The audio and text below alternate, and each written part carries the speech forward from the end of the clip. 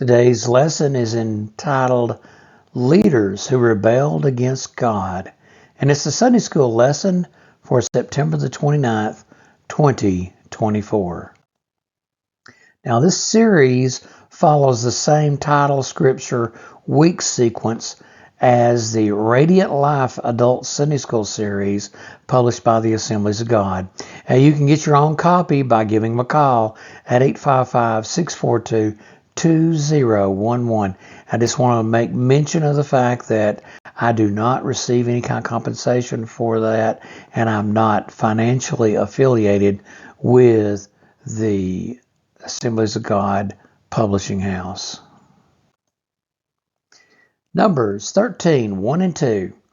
The Lord now said to Moses, "Send out men to explore the land of Canaan, the land I am giving to the Israelites. Send one leader from each of the 12 ancestral tribes."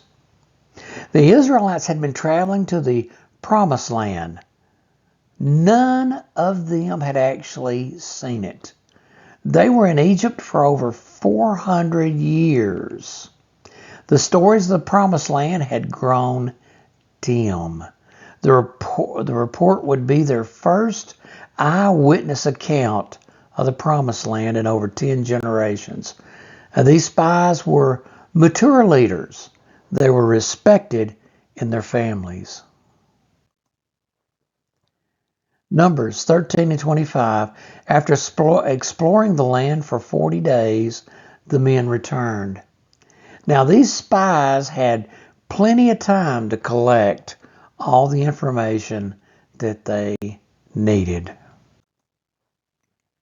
Numbers 13, 32 through 33. So they spread this bad report about the land among the Israelites. The land we traveled through and explored will devour anyone who goes to live there. All the people we saw were huge. We even saw giants there, the descendants of Anak. Next to them, we felt like grasshoppers. And that's what they thought too. Now, 10 of these spies focused on the fear. Their description displayed a lack of faith in God. And in our daily lives, we should all remember this failing. It's easy for us to fall in that same trap when we see the challenges in our lives. Numbers 14, 6 through 9.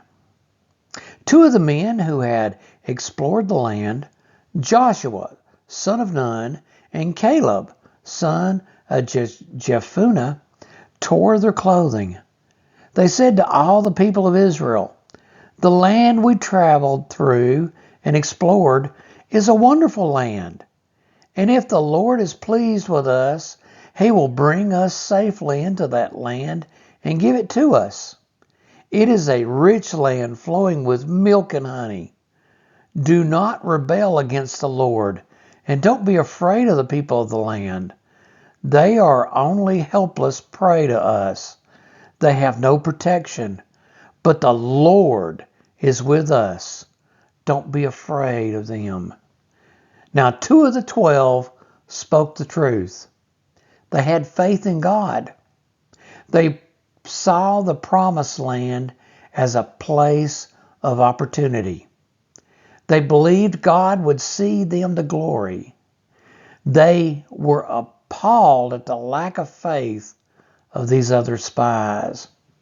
They were upset at the children of Israel buying into the fear of the 10. Friends, each one of us should be so careful of who we listen to. Numbers 14 and 10. But the whole community began to talk about stoning Joshua and Caleb.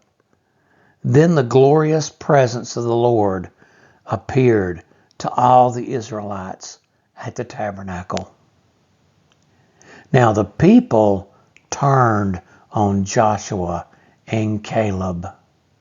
That happens sometimes when you're telling the truth, and that's what happened to them. The two were in danger of being stoned. Then the glory of the Lord shone, and Joshua and Caleb were saved. Numbers 14:27 through 30.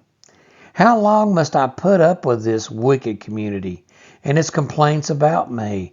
Yes, I have heard the complaints the Israelites were making against me. Now tell them this: as surely as I live, declares the Lord, I will do to you the very thing I heard you say. You will all drop dead in this wilderness because you complained against me. Every one of you who is 20 years old or older and was included in this registration will die. You will not enter and occupy the land I swore to give you. The only exceptions will be Caleb, son of Jephunneh, and Joshua, son of Nun. Now God pronounces the punishment on the people. Those that are 20 years old will not make it to the promised land. Only Joshua and Caleb would make it to the promised land. Having faith in God pays. Caleb lived to see his inheritance, and Joshua even led the Israelites after the death of Moses. But unbelief has its consequences. Well, friends, I want to thank you for spending a little time with us. If you want to get in touch with me, you can call me on my cell phone, 423-355-3859. You can email me at donniebryson@gmail.com. That's DONNIEBRYSON@gmail.com.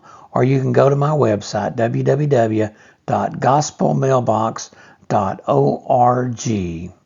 Well, friends, good Lord willing, I'll be back with you next weekend.